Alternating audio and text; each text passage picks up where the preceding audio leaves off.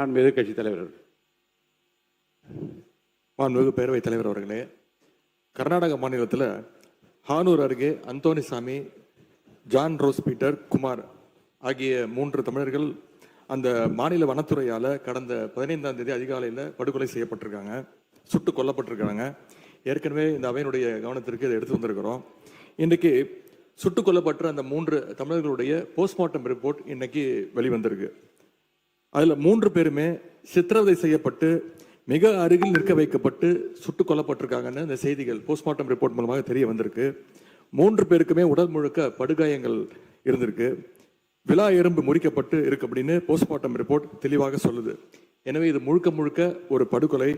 இந்த படுகொலைக்கு எதிராக இந்த ஆட்சி என்ன நடவடிக்கை எடுத்திருக்கு என்பதை தெரிய விரும்புகின்றேன். குறைந்தபட்சம் அந்த மாநில அரசுகிட்ட விளக்கம் கேட்டு கடிதம் எழுதியிருக்கிறதா? கடந்த வாரம் கர்நாடக முதலமைச்சர் அந்த தென்மண்டல மாநாட்டிற்காக இங்கே வந்தார். அப்போ நேரிலையாவது தமிழ்நாடு அரசு தன்னுடைய கண்டனத்தை தெரிவிச்சிருக்கிறதா?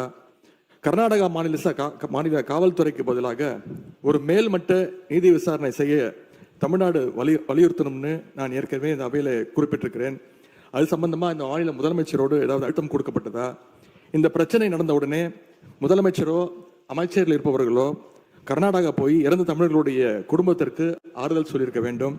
இந்த மாதிரியான உறுப்பினர் மென்ஷன் பண்றேன்னு கேட்டீங்க, நீங்க விரிவாக தான் அதுக்கு நான் கவன ஈர்ப்பு தீர்மானமே எடுத்துருக்கலாம். இது 3 அமைச்சர் ஏற்கனவே விரிவா பதில், சட்டத்துறை அமைச்சர் அன்னைக்கு விரிவா பதில் சொல்லிட்டாங்க, வனத்துறை அமைச்சர் அதை பற்றி பதில் சொல்லிட்டாரு. இப்போ நீங்க மென்ஷன் பண்ணிட்டீங்க, அதாவது பிரேத விசாரணையில் நடந்திருப்பதற்கும் ஏற்கனவே வெளியிடப்பட்ட அறிக்கைக்கும் கர்நாடகா சொன்னதுக்கும் சம்பந்தம் இல்லை சொல்லிட்டீங்க. அதுதான் மென்ஷன் பண்ணிட்டீங்க. அது குறித்து அமைச்சர்கள் பதில் உரையை தயார் செய்த பிறகு விரிவாக எடுத்து பேசலாம். அது வாய்ப்பு தரேன், விரிவாக அதை பற்றி பேசலாம். இல்லை அது சொல்லியாச்சு. அதுதான் பிரேத பரிசோதனை முடிந்த பிறகு அந்த ரிசல்ட்டை பற்றி சொல்லிட்டீங்க. அதுக்கு உரிய பதிலை மாண்புமிகு சட்டத்துறை அமைச்சர் பெற்று நம்மளுக்கு பதில் அளிப்பார். மைக் கொடுங்க. 3 தமிழர்களுடைய மரணத்திற்கு நீதி கிடைக்க தமிழ்நாடு அரசு முழு முயற்சிகளை எடுக்க வேண்டும், துணை நிற்க வேண்டும். அவங்க குடும்பத்திற்கு தேவையான நிதி உதவியும் சட்ட உதவியும் அரசு செய்ய வேண்டும் என்று உங்களோட கவனத்துக்கு கொண்டு வருகின்றேன். மாண்புமிகு அமைச்சர் அவர்கள் பதிலை கிடைத்த பிறகு இது இந்தோ அல்லது நாளே அவர் விவரமான அறிக்கை அவர் அளிப்பார்கள்.